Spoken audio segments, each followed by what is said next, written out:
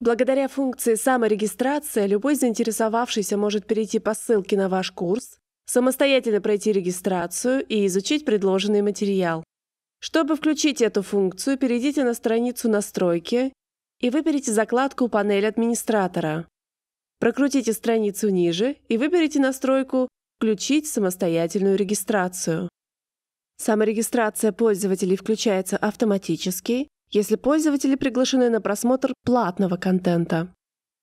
Чтобы пользователи подтверждали email-адрес при регистрации, установите флажок «Подтверждать email при саморегистрации». Здесь вы можете ограничить саморегистрацию по домену. В этом поле укажите типы email-адресов, с которыми смогут зарегистрироваться пользователи. Например, введите корпоративный домен вашей компании.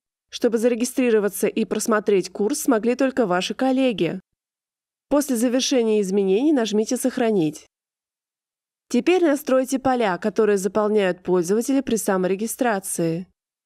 По умолчанию пользователи указывают email, пароль, имя, фамилию и страну. Для изменения полей перейдите в меню пользователя, в закладку «Профиль пользователя».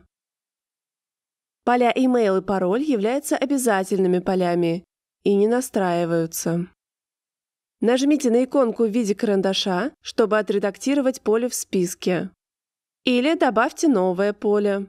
Для этого кликните здесь, введите название поля и нажмите клавишу Enter на клавиатуре.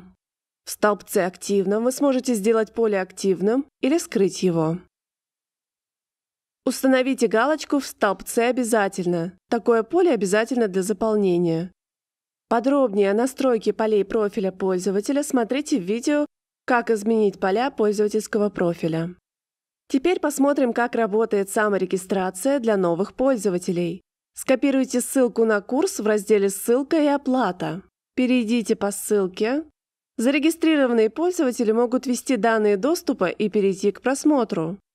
Новый пользователь должен нажать на ссылку «Зарегистрироваться», заполнить поля для регистрации и нажать «Зарегистрироваться». После заполнения данных можно войти в аккаунт и просмотреть курс, который отображается в списке назначенных материалов.